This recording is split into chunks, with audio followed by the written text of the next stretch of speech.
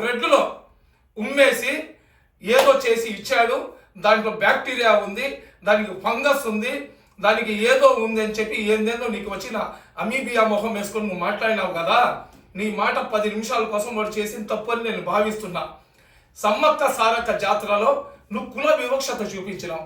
ఈ జాతరకు హిందువులు ఎవరు రారు, నా గిరిజన బిడ్డలు వస్తారని అంటే అక్కడే నువ్వు కుల వివక్షత అహంకారం చూపిస్తున్నావు. నువ్వు అగ్ర కులాలకు చెందిన అహంకారం నువ్వు చూపిస్తున్నావు. సమ్మక్క సారక్క జాతర అంటే దేవుడు అంటే యూనివర్సల్.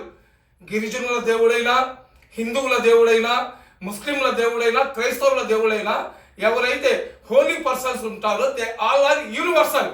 అందరి కోసం ఉంటారు వాళ్ళు. నువ్వు అక్కడే వివక్షత చూపించినావు. గిరిజనులే పోతారు అక్కడ అని చెప్పి అక్కడే నువ్వు కుల వివక్షత చూపించినావు. సరే, నీ మాట ప్రకారం ఏదైతే కలియుగ దైవము వెంకటేశ్వర స్వామి వడ్డీ కాసులోడు అంటారు.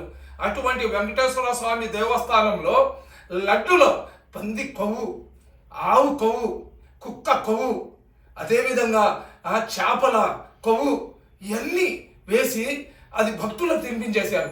అక్కడ ఏంది, సమ్మక్క సారక్క జాతరకు 10 లక్షల మంది వస్తారు 7 రోజులకి.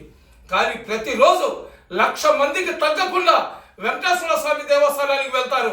అక్కడ లక్షలాది మందులకు, కోట్లాది మందికి ప్రపంచవ్యాప్తంగా పేరున్న వెంకటేశ్వర స్వామి యొక్క ప్రసాదాన్ని సర్వనాశనం చేసి దాంట్లో పంది కొవ్వు, ఆవు కొవ్వు, కుక్కల కొవ్వు, రకరకాలు ఎన్నెందో కలిపేశారు, కెమికల్ కలిపేశారు, దేవుడి యొక్క పవిత్రతను నాశనం చేసేసారని చెప్పి ఛానళ్ళు, రాజకీయాలు, పార్లమెంట్లో, అసెంబ్లీలో ఎక్కడ పడితే అక్కడ ధ్వంసం చేసేస్తుంటే నువ్వు ఏం తల్లి నీ పువ్వుని బ్యాగ్లో పెట్టుకొని గమ్ము కూర్చొని ఉన్నావా?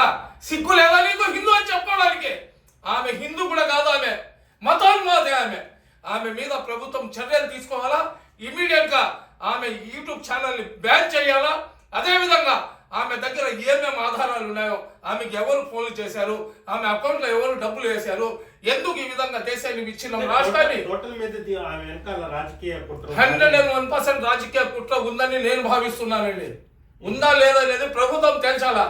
ఎందుకంటే ఈరోజు ప్రతి ఒక్కరు బీజేపీ వాళ్ళు కూడా అది కరెక్ట్ కాదని మాట్లాడే పరిస్థితి ఉన్నప్పుడు వైఎస్ఆర్సీపీ పార్టీకి చెందిన ఒక్క నాయకుడు కూడా మాట్లాడలేదంటే ఏదైతే లడ్డు వ్యవహారం జరుగుతుంది అది బర్నింగ్ ఇష్యూ అయి ఉండింది భారతదేశంలో.